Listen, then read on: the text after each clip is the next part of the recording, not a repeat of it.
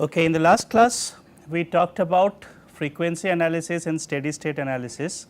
Here we will demonstrate through some MATLAB examples what I really mean by a steady state sound and what is it that is meant by a single frequency sound. So, MATLAB offers us very many interesting commands. So, other than just plotting the signal as it is, you can also hear out the signal, right. So, this is a very interesting tool that one can use for acoustic analysis. So, towards that end we will explore this facet of MATLAB, which is to hear out a given signal. The default sampling frequency that is assumed is 8192 hertz. Okay. So, this is the default sampling frequency that is there. We need to create a time vector, and the way the time vector has to be created is that you have to specify the starting time, which could be 0, you have to specify the ending time, which could be anything of your choice, and the incremental times have to be 1 by the sampling frequency. That is how signal processing works. So, the time vector, I call it t, is 0 in increments of 1 by fs, and let us try playing out a 2-second sound or noise as the case may be. Okay. So, this is our time vector. Let us start with a sinusoidal signal. So, S is, let us say, sine of 2 into pi into 1000 into t, right. So, this would generate a signal which is of 1000 hertz, right. As per our understanding, the sinusoidal signal can be represented as sine of 2 pi f t. So, I have used a value of f as 1000 here, right. So, with this we have generated the S vector, and now if we play out this sound, this is how it plays out. So, it is a pure tone, as you can understand, right. Now, if we redo this sound, as instead of sine we take cosine,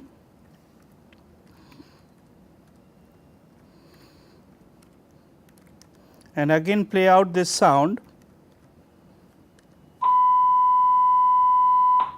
it is actually the same, right. So, you observe that the phase shift does not matter. Let us give a phase shift also now if you want. So, let us say S is equals to sine of 2 into pi into 1000 into t plus pi by 2 is the phase shift, and then again we play out the sound. The characteristics of the sound does not change, right. So, this is a very important attribute, and that is what we were discussing in the last lecture when we said the characteristics of the sound does not change throughout its duration, right. Let us take a little more complicated example probably. So, this time we will play out cos of 2 into pi, or maybe yeah, that is cos of 2 into pi into 500 into t plus sine of, maybe we will have a weightage of 0.5, sine of 2 into pi into 1000 t. So, now this is having two frequency components, one 500 hertz and the other 1000 hertz, and just to sort of give you a feel, I have downplayed the 1000 hertz component. 1000 hertz component is 0.5 times the 500 hertz component. So, let us see how, or let us rather hear how this plays out. So, this is distinctly different from the sound that was audible in the first case, right. In fact, 1000 hertz, the way it appears is it is perceptibly most sensitive to our ears, right. So, 1000 hertz, the reason why I chose 1000 hertz was to give you a feel that that is how the human perception is most, that is where, that is the frequency wherein the human perception is most sensitive. Okay. Now, let us play out something different, which is, let us say, S equals to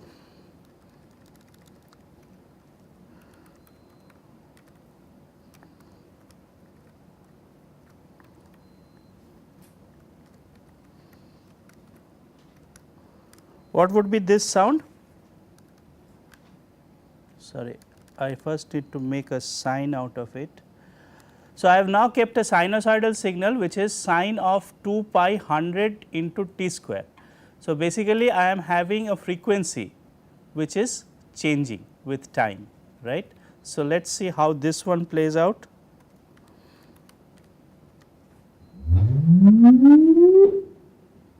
Okay. So, this is a non-stationary sound, maybe I can do a little better also.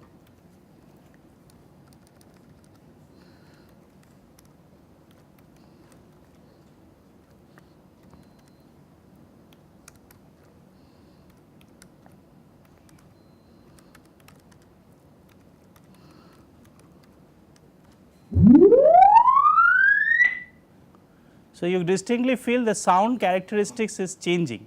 This is what is called a chirpy sound, that the frequency of the sound is changing with time. A very obvious example of this is if you stand in the platform and you find a train that is approaching, the frequency of the sound perceptibly changes, right. That happens because of Doppler effect, and this is basically a demonstration of Doppler effect, where over time the frequency of the sound is changing. A similar example as I gave in the last lecture is that of revving up of an engine. The engine as it revs up, even in stationary condition, you will hear something like this. Another example I would like to give you, let us see whether it works, which is that of random signals. So, we will firstly have to determine n, which is the size of the t vector, that happens to be 16385. So, we will create this time a random vector of size n.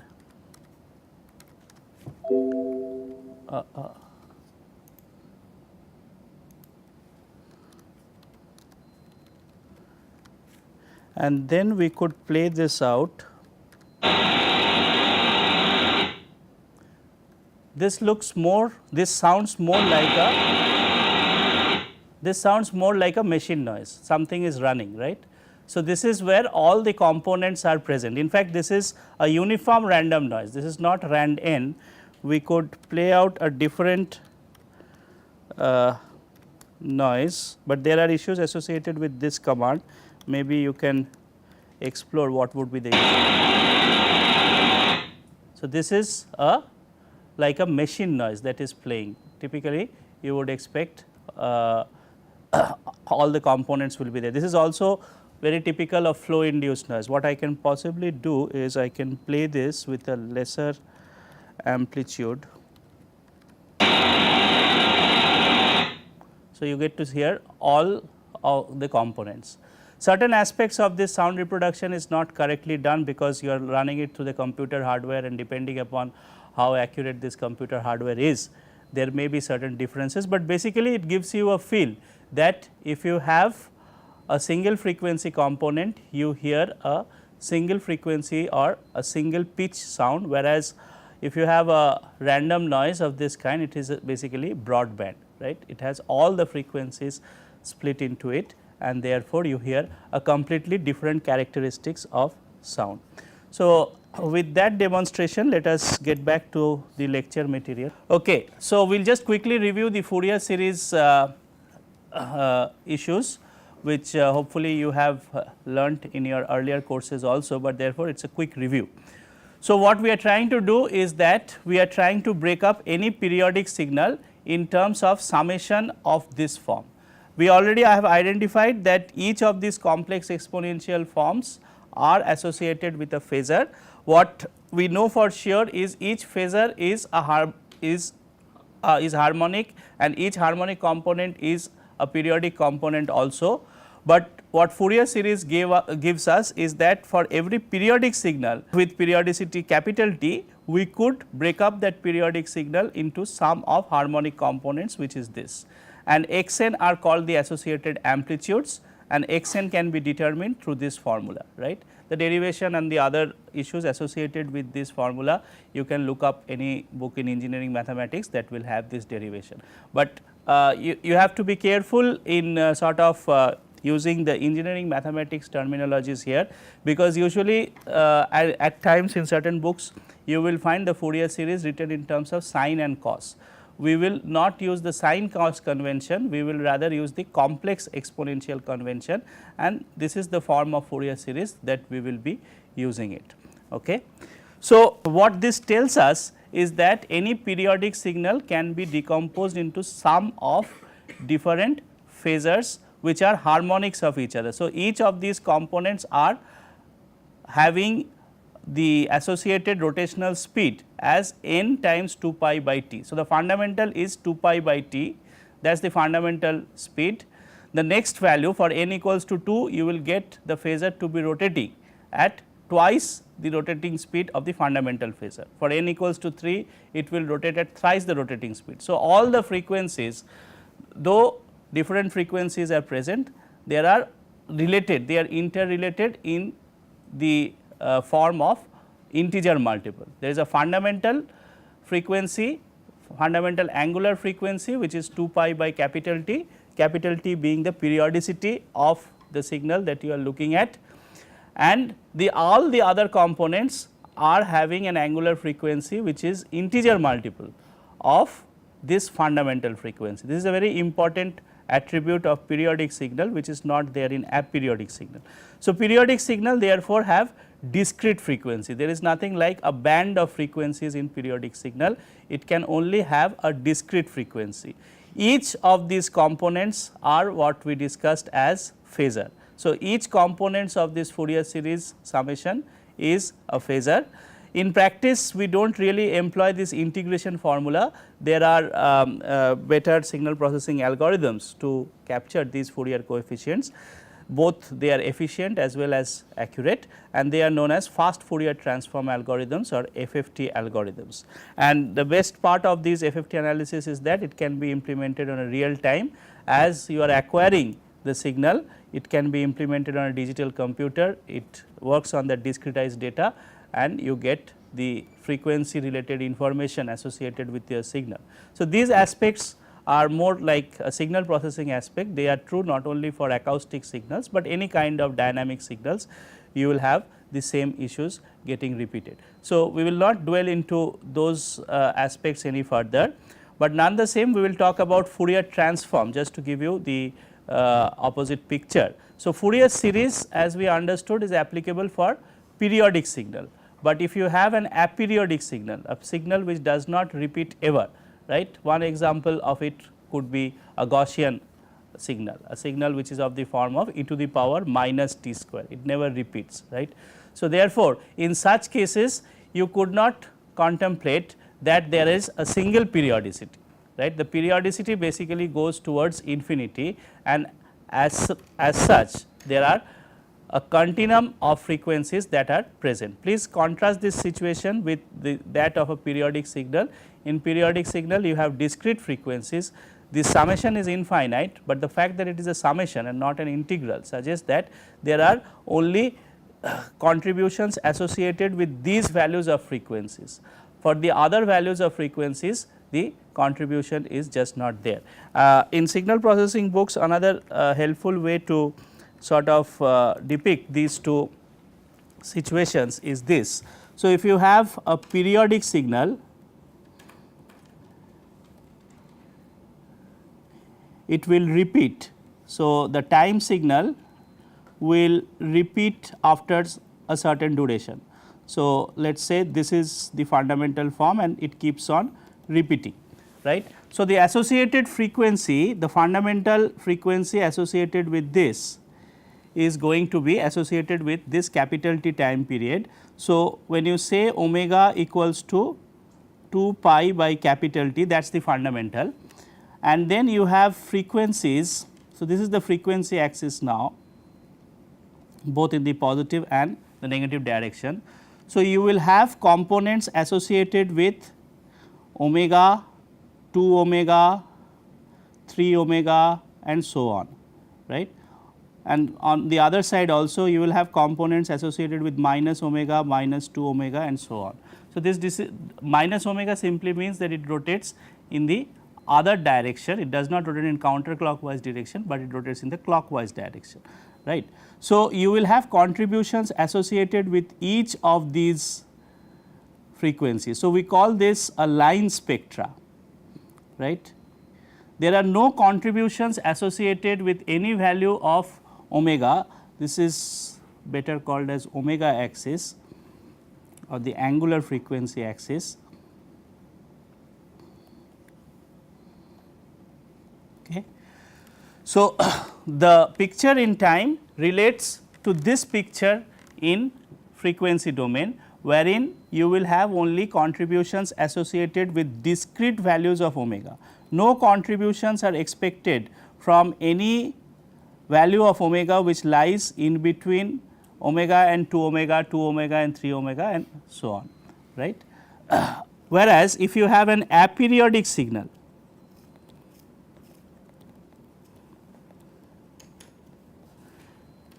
in the case of an aperiodic signal such as a Gaussian function, you will have a frequency content.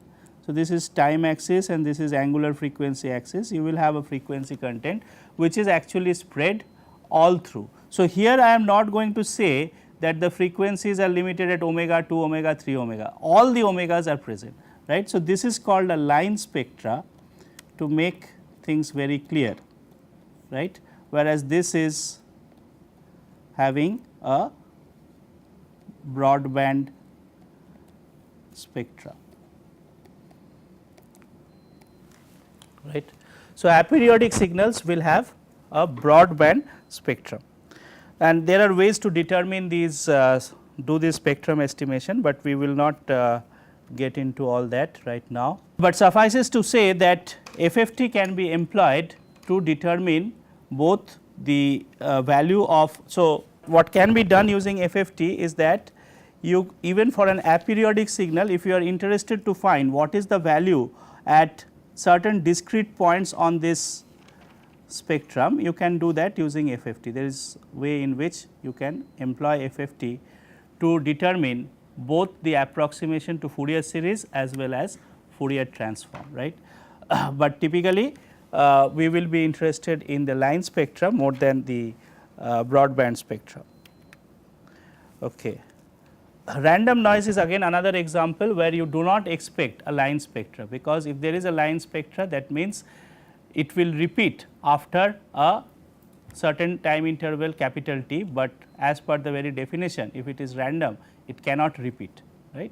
So, therefore, for all noise which are generated from some random processes, let us say turbulence induced noise for example, you will not expect a line spectra, you will expect a broadband which is of the form that we have shown it to you. So, using various signal processing algorithms, both line spectra and broadband spectra can be estimated.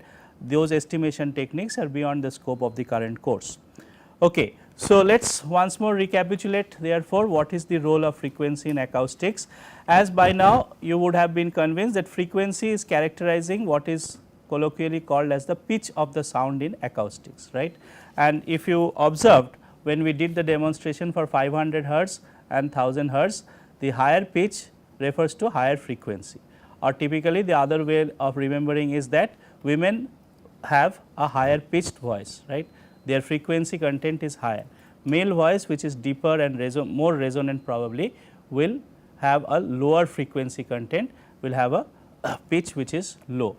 The high pitch sound, the shrill sound is a high frequency sound, right.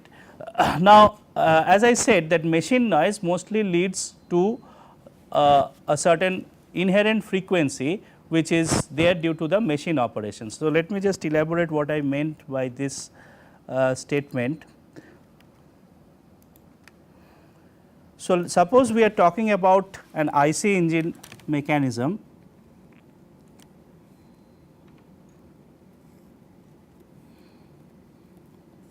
Okay. So, this is a good old slider crank mechanism for the IC engine, and let us say the crank rotation one way or the other is omega. So, therefore, the time period is 2 pi by omega, after which the crank comes back to its original position. So, the time required for the crank to come back after one cycle is 2 pi by omega, right. However, the engine cycle, if it is a 4-stroke engine, which is predominantly used, for 4-stroke engine, 2 cycles of crank lead to one combustion cycle, right. That is well known, that is the combustion cycle will repeat after 2 revolutions of the crank, right. So, what is the time taken for completing 2 revolutions of the crank? So, the time taken for the combustion cycle will be 4 pi by omega, right, in seconds. If omega is in radians per second, then this time is in 4 pi by omega is in seconds. So, the point here is, if you are not changing, let us say, any parameters associated with the operation of the engine, then every combustion cycle is supposed to be identical, unless some pathological failure suddenly happens in the engine, which is, let us say, ruled out in the present discussion. So, you would expect all the combustion cycles to be identical, right. So, inherent with the operation of the engine, there is a fundamental periodicity that you are getting. So, whatever is the noise, whatever is the vibration associated with one cycle of the combustion process, the same noise and same vibration would be perceived even in the next cycle, because the combustion cycle, in terms of its thermodynamics, in terms of its dynamic forcing nature, all of it is just identical. So, therefore, as each combustion cycle is identical, the combustion process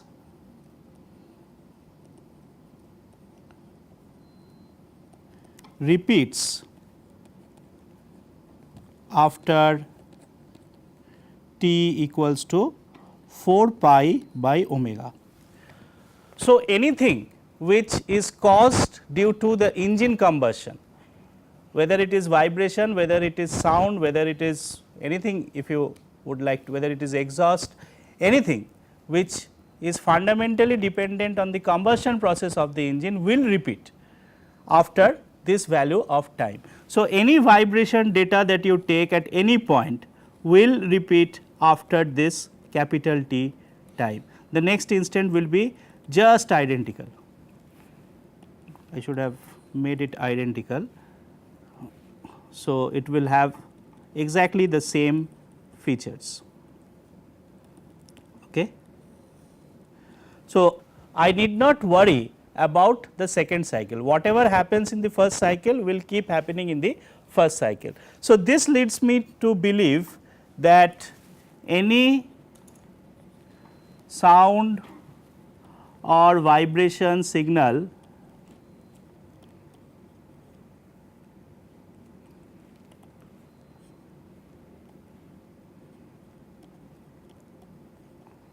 will repeat every t units of time, where t is 4 pi by omega.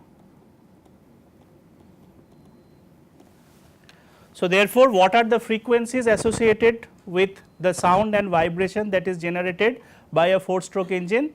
The frequencies associated will have a fundamental frequency of 4 pi by with the fundamental frequency will be 2 pi by capital T, and then there would be other frequencies also because of the integer multiple nature. As we have come to know from Fourier series,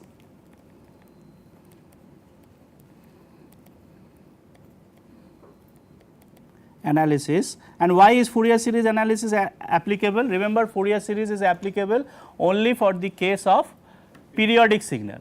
We have already argued that the noise and vibration signal has got to be periodic, because it is being generated by a combustion process which is having a periodicity of t equals to 4 pi by omega. So, everything has to repeat itself at that capital T. So, therefore, Fourier series analysis assures that such signal can be decomposed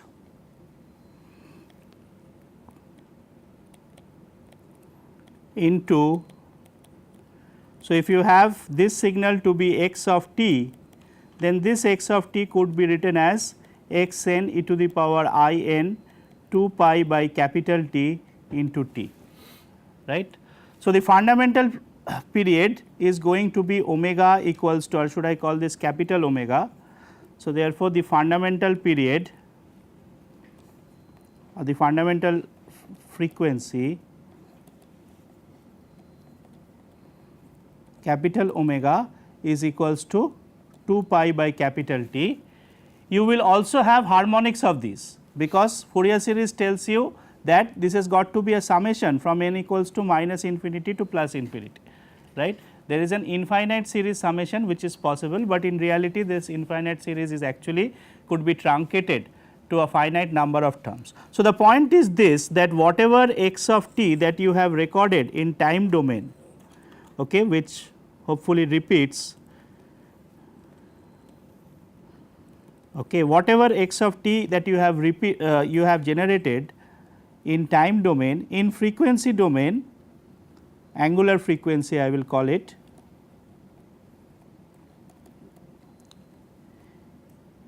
it would lead to components which are at capital omega, minus omega, 2 omega, minus 2 omega, 3 omega, minus 3 omega, and so on, right.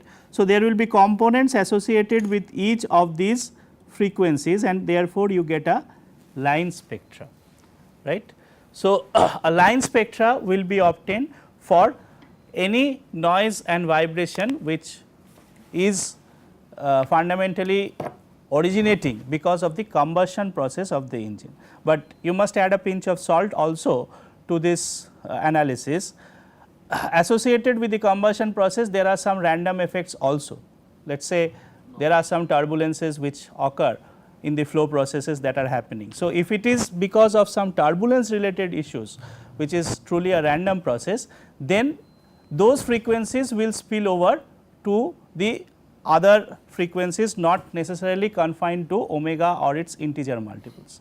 But at present we are saying that there are, if it is a completely deterministic process and if it definitely repeats after time capital T, there are no random components involved, then you should expect only a line spectra, and that is a very important analysis when we come to engine noise and vibration analysis. This is essentially what is called as order analysis, okay, because you will see that this capital omega is basically 2 pi by T, and if you put back the values of capital T, which was 4 pi by omega, this is basically omega by 2, right. So, the frequencies associated with the noise and vibration value that you are getting from the engine process is going to be dictated by the crank speed of the engine. Omega is the small omega is the crank speed. So, if you have a crank speed of 1000 rpm, then associatedly you will have the fundamental frequency at 500 rpm, but you will also have 1000 rpm, 1500 rpm, 2000 rpm and so on. So, all integer multiples associated with the fundamental will be there, but the fundamental frequency will be half the frequency at which the crank is rotating. Okay, so, this was about engine vibration. So, engine vibrations and engine noise definitely leads to this sort of a frequency analysis. If you look at gears, something similar is happening.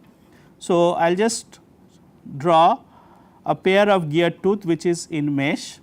So, this is one of the gear and this is the other. Okay. So, or maybe I will draw one more.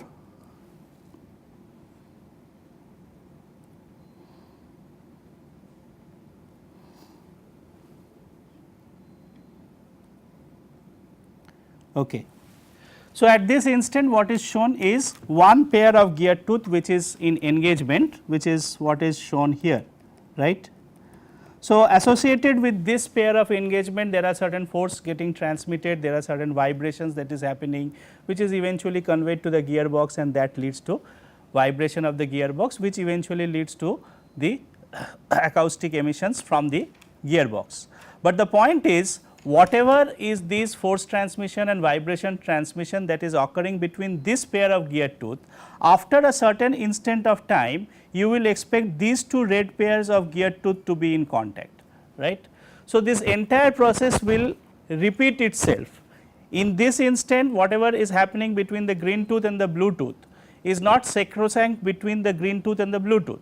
That entire process will again repeat after a duration of time, when the next pair of tooth, which is indicated in red, will come in contact. So, again you will see that there is a inherent frequency associated with the machine operation. So, gears and engines being two very obvious examples where you can see that there is a repetitive process. So, any rotating or reciprocating part, you should be able to identify what are the fundamental frequencies associated with that with the operation of that machine element.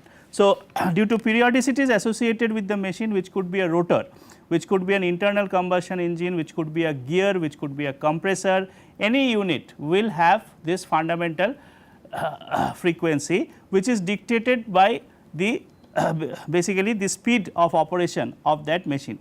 Okay. So, the time period defines the fundamental frequency and harmonic frequencies which are present in the radiated sound, right, both for the sound as well as for the vibration, same thing will happen. So, the point is, now that we understand that our machine elements will emit sound at discrete frequencies, and we also know for sure that the equation of acoustics, the governing equation of acoustics is a linear partial differential equation. So, we will adopt a divide and rule policy. Instead of analyzing all the frequencies in one go, we will analyze each frequency one at a time and then superpose the solution. Superposition is valid because we are talking about a linear partial differential equation.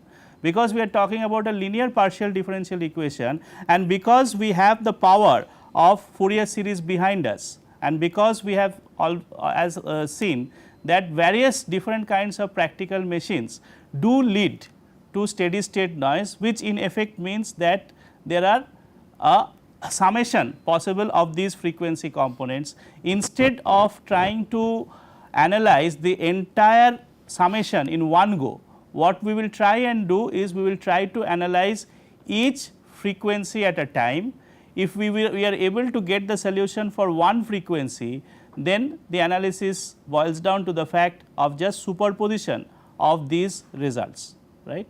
So, that is the process that is adopted from here on, wherein we will study harmonic acoustic waves, right. So, this is the important statement that I want you to be convinced about. So, if we can understand what happens at each frequency, we can recover the total solution as the superposition of individual solutions obtained at each frequency.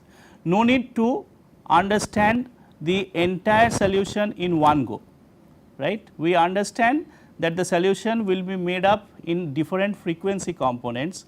Instead of understanding the total solution, we will understand parts of the solution, we will try to find parts of the solution, and hopefully if we succeed in that objective, we can recover the total solution simply by adding these individual parts which are associated with different frequency.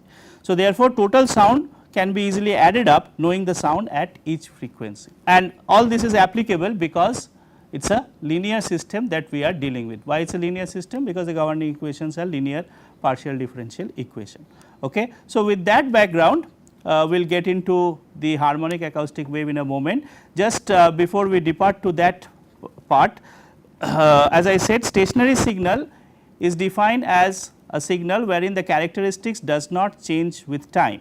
And examples or more practical examples of ways in which stationary signals can be generated are engine operating at any condition, at idling, at full load, at half load, whatever you think is apt.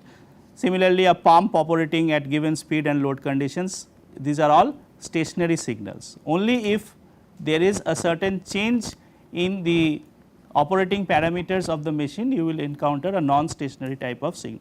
And because it is a stationary signal, it can be decomposed into sinusoids of different frequencies, and associated with each frequency there will be a magnitude and phase. By the way, magnitude and phase is precisely this number x n.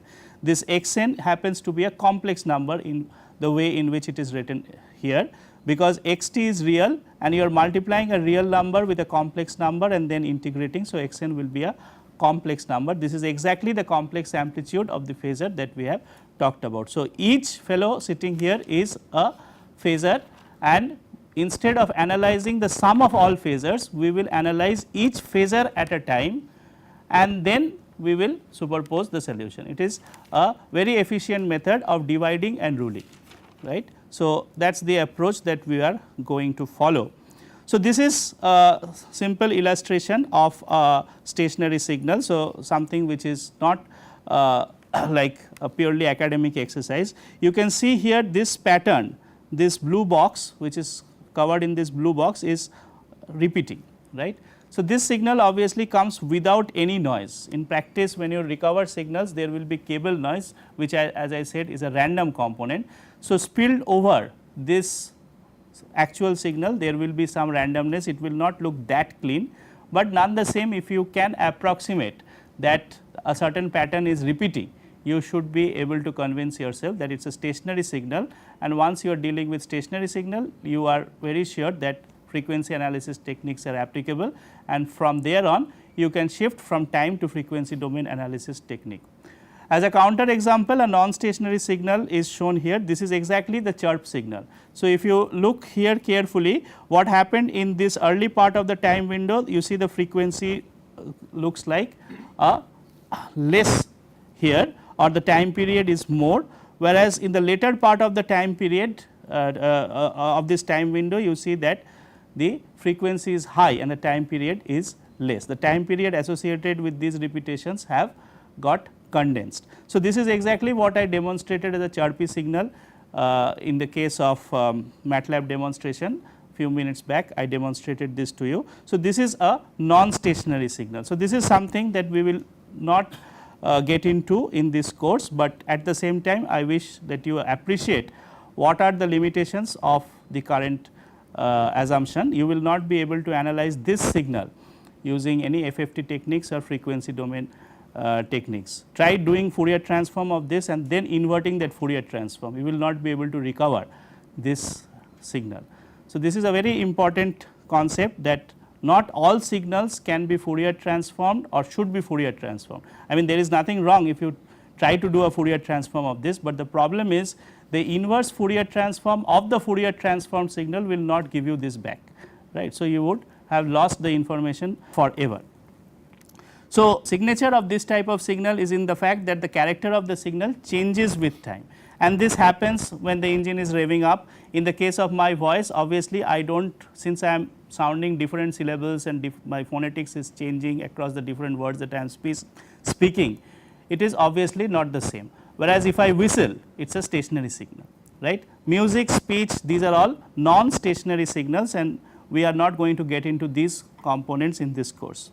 So, as I said, it is erroneous to decompose a non-stationary signals into sinusoids of different frequency. Do not use Fourier analysis techniques to analyze a non-stationary signal, because you cannot inverse Fourier transform that and recover the signal back. So, that is why it is not a good idea to use without applying much of a thought. If you simply use these FFT techniques, you will end up into big problem.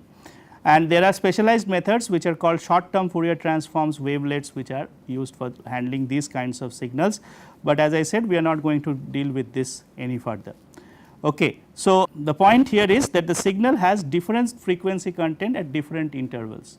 For the chirpy signal that I have demonstrated here, and also you have heard through the MATLAB demonstration, that essentially shows that the frequency is changing linearly with time. So, 2 pi f t square essentially it meant that when I took the signal sine of 2 pi t square, it means sine of 2 pi t into t, right.